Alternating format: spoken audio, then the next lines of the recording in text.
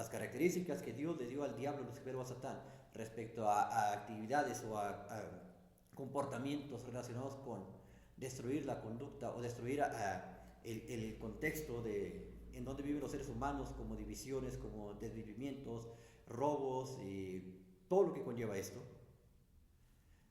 son las características que tiene el mismo Dios. ¿Cómo consideras tú a alguien que te da mandamientos y te dice, esto tienes que obedecerlo, pero él mismo transgrede sus propias leyes? Dijo, no desvivirás a nadie. ¿Y qué fue lo primero que hizo cuando bajó Moisés y encontró a todos con el becerro de oro? ¿Qué dijo Dios? Desvívelos. A ver, estás diciendo no desvivirás a nadie y luego los manda a desvivir a los demás. Se miente y se engaña a sí mismo. Y como este hay muchos ejemplos.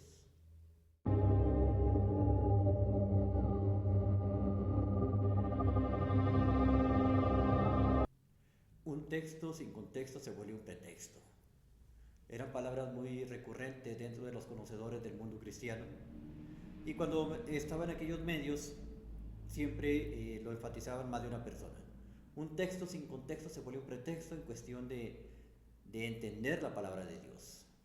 Entonces a mí, pues como inquietado por el tema, pues me daba curiosidad, buscaba información acerca del personaje en sí. Los teólogos o los conocedores siempre van a justificar la esencia de Dios y van a decir que siempre la van a exaltar y van a hablar de un Dios de justicia. Entonces, dentro de su interpretación de justicia dicen, pues sí, Dios es misericordia, pero también es justicia. Y en el tema de justicia, según ellos, como es un Dios justo, lo justo es que corrija a sus hijos, aunque la corrección incluya desvivir gente, según es la interpretación que le da, porque ellos siempre quieren justificar el amor de Dios. Y en ese amor de Dios que ellos romantizan, se les olvida que ellos mismos son los que dicen que un texto sin contexto se vuelve un pretexto. Entonces, los textos de los cuales habla la Biblia, y precisamente no es amor lo que describe. Para ellos pasa como algo tan simple, escudándose en esa frase que dice, según el medio cristiano, Dios sabe por qué hace las cosas. Los pensamientos de Dios no son iguales a los del ser humano. El ser humano no puede entender a Dios. ¿Y por qué no vamos a entenderlo? Porque algo tan simple, cuando Dios dice, según la literatura, que se desviva a tal o cual persona, incluyendo niños de pecho, etc., ¿por qué buscarle explicación? ¿Por qué tratar de entenderlo en un trasfondo o en una cortina espiritual? ¿Por qué? Si la misma palabra dice que Dios en muchas ocasiones es más que, o es algo que nada tiene que ver con el amor, ¿por qué justificarlo? ¿Por qué decir que es que Dios tiene esos planes? ¿Cuáles planes puede tener un Dios que tiene esa mentalidad de mandar de vivir gente simplemente porque está de mal humor? Bueno, tal vez su plan sea psicópata, tal vez su plan sea de resentimiento y de odio hacia la humanidad, tal vez su plan sea desahogar su furia, su éxtasis contra personas que no están de acuerdo con él. ¿O cuál sería el plan de Dios? Si hablamos de enemigos de Dios, es cierto que Dios ha tenido muchos detractores a través de la historia, detractores que fueron pasados a espada, detractores que no se pudieron defender ante sus fanáticos, ante su pueblo, que llegó y hizo atrocidades en el nombre de Dios. ¿Cómo justifican el amor de Dios cuando el Antiguo Testamento da cuenta de miles y miles de gente, millones de gente desvivida simplemente porque Dios estaba de mal humor? Por cierto, Dios un día dijo, me equivoqué, la raza humana está desordenada, no tengo control sobre ellos. Hay un pasaje donde dice que Dios cambió el corazón de Faraón, que lo endureció para que hiciese tal cosa. Lo podía haber ablandado, ¿cierto? Y si tenía ese poder, ¿por qué en lugar de mandar un diluvio según el mito y destruir a toda la gente, por qué mejor, en lugar de hacer eso, por qué no se le ocurrió decir, bueno, les voy a ablandar el corazón? Ah, es que Dios tiene sus planes. ¿Cuáles son esos planes? ¿Cuáles son los planes de Dios cuando entre sus estrategias está desvivir gente? ¿Cómo hablamos de un Dios perfecto si ese mismo Dios se encargó de desvivir a su supuesta creación porque no le hacían caso? ¿Dónde está ese Dios perfecto? ¿Dónde está ese Dios de amor que tiene paciencia para sus hijos? ¿Dónde está ese Dios? ¿Dónde está ese Dios que se supone que ayuda a las personas cuando tienen una situación difícil? ¿Dónde está? A mi parecer está dormido, está sordo, está ciego, o tal vez no le interesas. ¿Dónde está Dios cuando lo necesitas? Este es un pensamiento también muy recurrente en este medio. ¿Dónde está Dios? Y la gente pregunta por Dios, ¿y dónde está Dios? Lamentablemente la gente que busca que sea Dios quien venga y les resuelva tal situación es gente que se ha enseñado a depender del mismo, a depender de una figura deífica, lo cual pues me parece completamente absurdo. Cuando los seres humanos tenemos la capacidad para hacerle frente a cualquier adversidad que se nos presente. Hablamos del amor de Dios, un Dios que pudo haber hecho noble el corazón de los seres humanos, pero se le ocurrió mejor desvivirlos a través de un diluvio.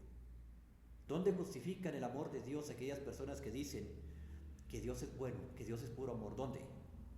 ¿Y dónde encontraríamos al enemigo perfecto de Dios? Porque Dios debe tener un enemigo. ¿Dónde? Y es cierto que en el satanismo seguramente alguien va a decir, bueno, está el satanismo. No, no es el satanismo.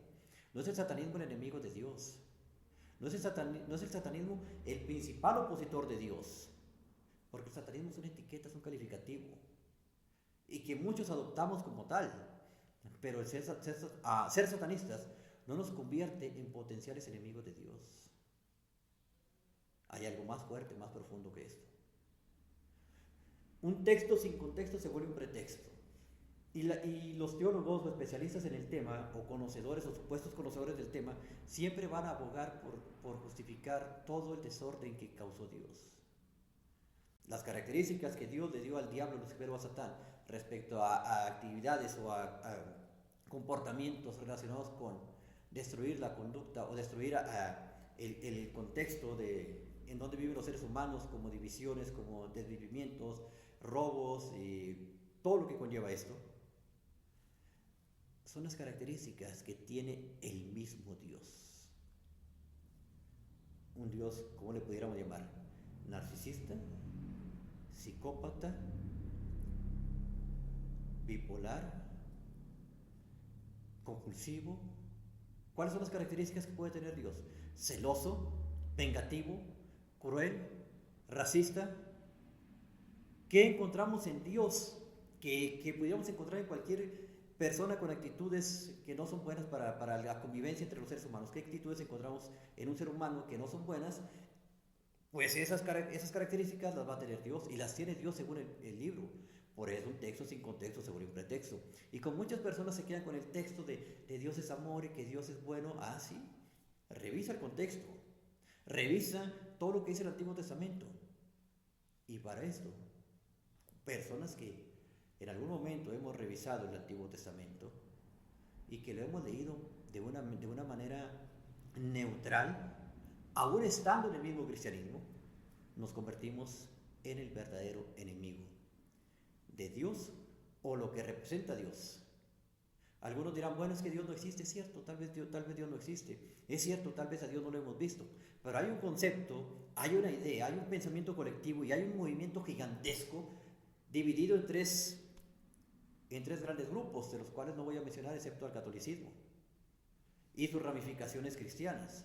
Y hay otros grupos que por ahí también se relacionan con el Dios monoteísta. Pero hablemos de este.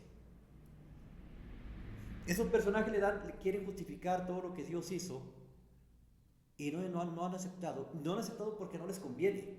No les conviene reconocer que ese Dios del que ellos hablan no es otra cosa más que una empresa ¿cómo se le llamaría? Internacional, una empresa a nivel mundial que genera mucho dinero. Y para esto padecemos el verdadero enemigo. El enemigo de Dios y lo que representa a Dios no es otra cosa más que personas conscientes. Personas que ya rompieron esas ataduras que nos impusieron.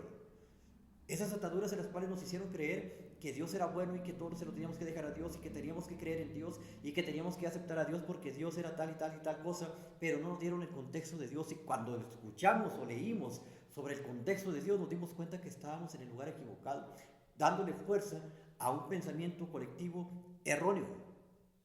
No hay verdades absolutas en muchos escenarios, pero cuando hablamos de Dios, la verdad absoluta ahí está según la Biblia. La verdad absoluta está ahí en las características de Dios, donde lo exhibe como un personaje impulsivo, como un personaje sin control en sí mismo, como un personaje que tiene características muy humanas, características humanas en cuestión de desequilibrio a nivel psicológico, emocional y por supuesto nada espiritual. Y es ahí donde los enemigos de Dios, o el enemigo de Dios, entendiendo como un pensamiento colectivo, que pensar colectivamente no significa que tengamos que entrar en un proceso de sumisión.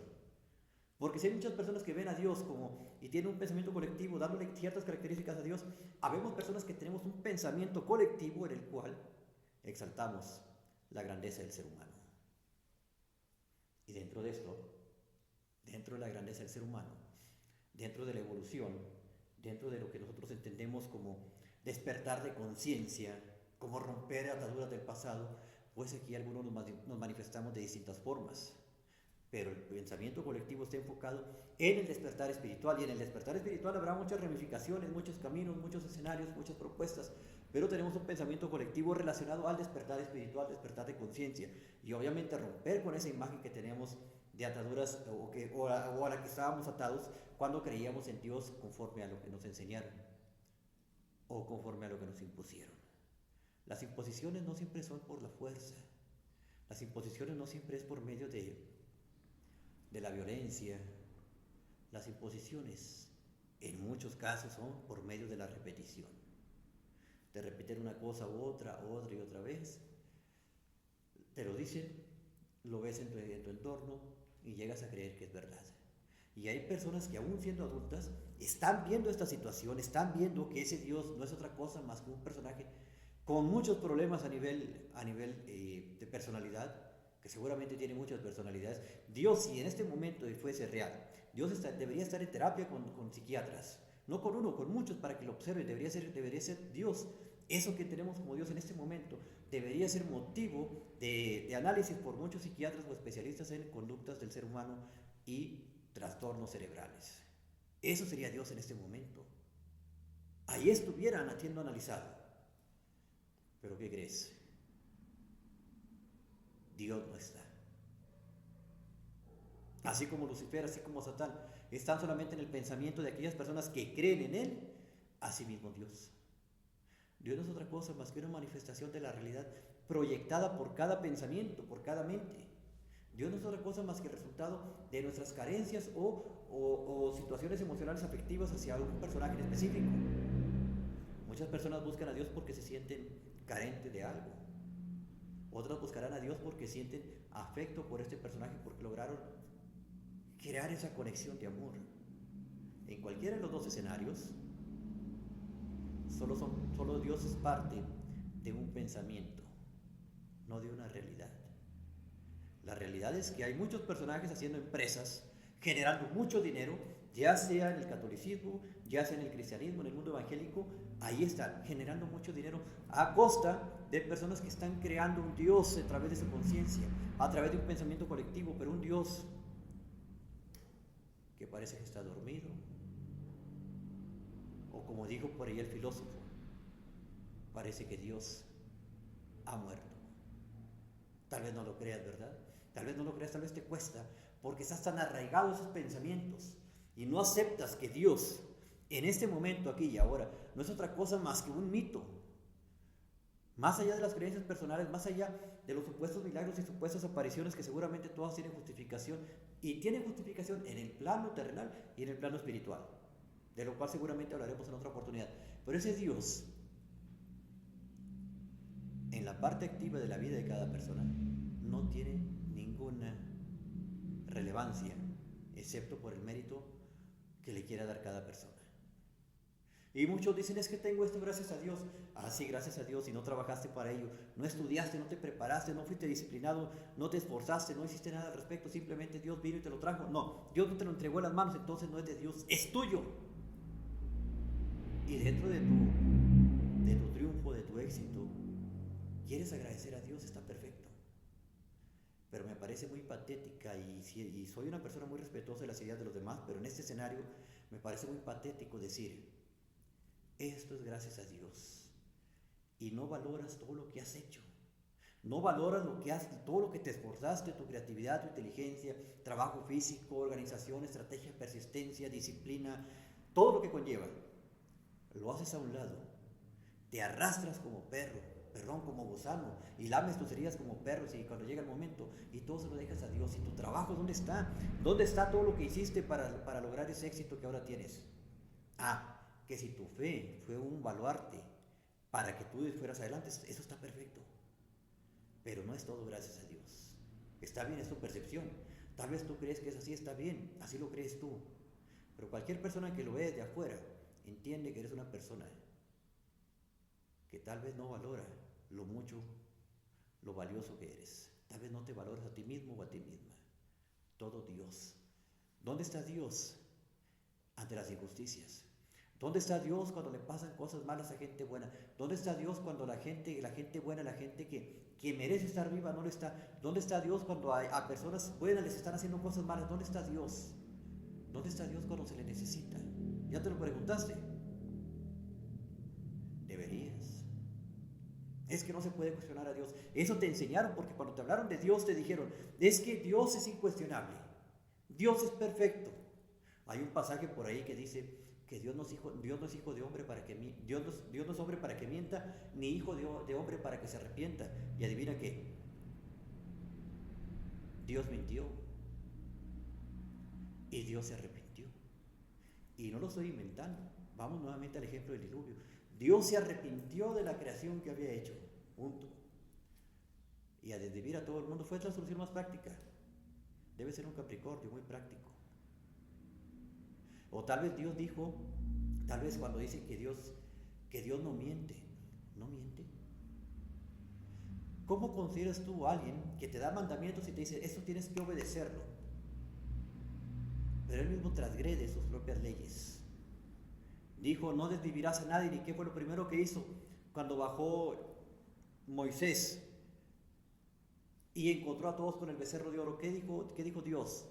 Desvívelos. A ver, estás diciendo no desvivirás a nadie y luego los manda a desvivir a los demás. Se miente y se engaña a sí mismo. Y como hay muchos ejemplos.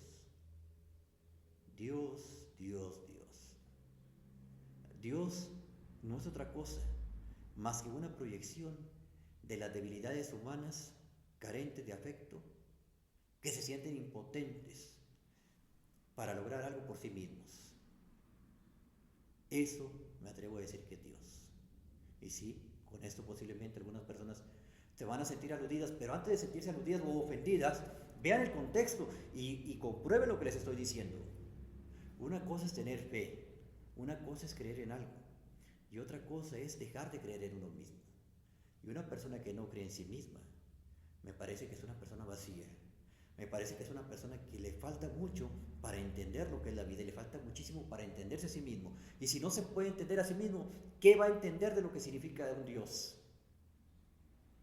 Hay mucha gente que necesita a Dios para ser buena persona.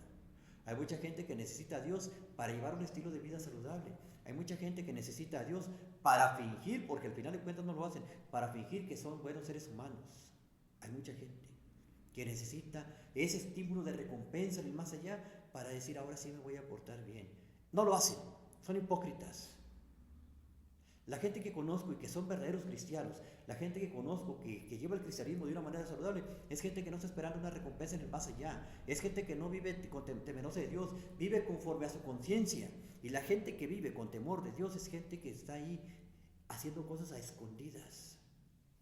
La gente que está convencida de que Dios es su estandarte de fe para ir adelante, pero también está convencida de que tiene una vida, de que tiene responsabilidades, de que debe tener ese afecto hacia sí mismo. Obviamente gente que no tiene carencias afectivas, entonces está llevando muy bien su intención de este camino espiritual o este camino religioso, como lo quieras entender, llamado cristianismo. Pero ¿qué es Dios para ti? ¿Qué es Dios? Lo dije hace un momento, para mí, una persona que se acerca a Dios por necesidad, entonces Dios se convierte en una proyección de una realidad vacía, en la que pretende llenar esos huecos que tiene en su vida a través de una creencia estéril, de una creencia que no da frutos, de una creencia que el día de mañana va a dejar de ser. La gente que se acerca a Dios por miedo, por necesidad, suele hacer o tener una doble vida, una doble moral, o en algún momento desisten de ese camino. Aquellos que viven creyendo que Dios les va a cambiar la vida en este plano, son personas que no han entendido su proceso terrenal y su responsabilidad como tal. Y si me preguntas que si creo en Dios, claro que creo en Dios. Creo en un Dios como conciencia superior. Creo en un Dios que se asemeja mucho a la perfección. Creo en un Dios del cual siento y creo que provengo. Soy una extensión de esa fuente, de esa manifestación de poder. Soy una extensión de ello. Soy parte de la conciencia universal, no de Jehová. Jehová para mí es un farsante. Ojo con esto, no estoy hablando desde las vísceras. No hablo desde las vísceras y escuchen por qué lo digo. Para mí Dios es un farsante. Porque eso que conocemos, Dios o los que explican la esencia de Dios, ahí cualquiera. Porque Dios en sí no es una persona o un individuo o un ser o un ente. Lo que conocemos como Dios, apoyándonos en la Biblia,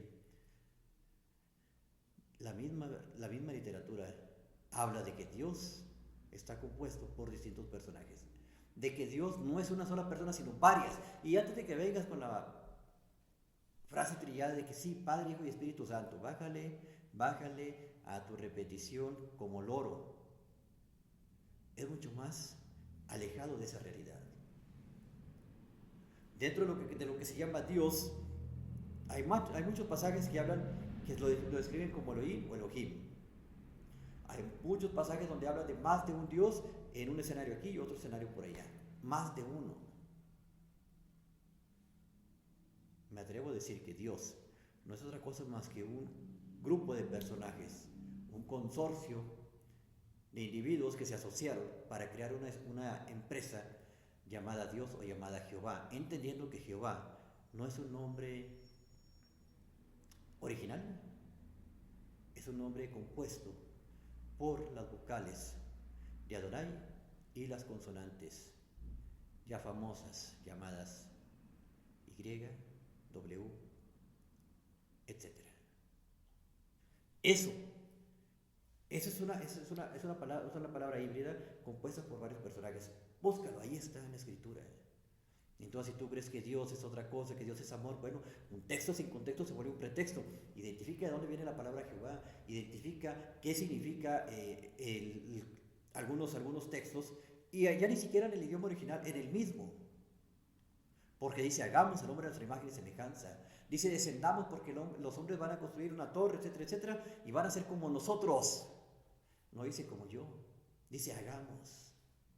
¿Cierto? Expulsemos a estos personajes del Edén, porque van a ser como nosotros, van a conocer el bien y el mal al igual que nosotros. ¿Se dan cuenta? Entonces no está hablando de uno solo. Dios es un farsante, porque también en esta interpretación de Dios nos han querido hacer entender que Dios es uno, solo uno. Pero más allá de que si es uno o no es uno, Dios tiene un enemigo potencial, y el enemigo de Dios es aquel personaje que está consciente de que esa realidad es una farsa, que está consciente de que no puede vivir en una realidad en la cual se le limita su forma de pensar. Es ese ser humano que está consciente de que tiene más potencial del que le hicieron creer, de ese ser humano que dice, creo en mí mismo como principal punto de creencia, de que soy capaz de hacer tal o cual cosa sin necesidad de una figura deífica. Y aquel ser humano que quiere integrar una figura deífica a su realidad es porque ya entendió que la creencia principal está en sí mismo, y que una figura deífica lo único que va a hacer es venir a potenciar aquello en lo que ya es bueno. No hay pensamientos de carencia. En todo caso, una persona que cree en sí mismo y también integra una figura deífica a su realidad, es una persona visionaria, que si sabe que es fuerte, siendo el mismo, identificando su poder, va a ser más fuerte a través de una alianza con una figura deífica. No hay pensamientos de carencia. El enemigo de Dios es aquel que está consciente de su poder, que está en busca de ese despertar espiritual. Es aquel que no depende y no quiere depender de nada externo que no sea sí mismo. Es aquel que reconoce que tiene todas las herramientas para salir adelante y hacer lo que corresponda según sus intenciones, según sus necesidades o expectativas de la vida. Ese es el enemigo de Dios. Aquel que no se va a poner de rodillas, aquel que no cierra los ojos esperando que suceda algo sin que haga nada. Es aquel que utiliza su creencia para crear. No cree para esperar. El enemigo de Dios es el libre pensador. El enemigo de Dios es el humanista. El enemigo de Dios es todo aquel que no se somete a sus estatutos. Más allá de que si estamos de acuerdo o no con algunos estatutos o mandamientos de Dios, que no son otra cosa, los positivos por supuesto, no son otra cosa más que sentido común. Pero Dios, ese Dios del cual se nos habló, desde mi entendimiento, es una farsa. Y si vamos a buscar un Dios y queremos encontrar un Dios conforme a nuestra naturaleza, ese Dios está allá adentro.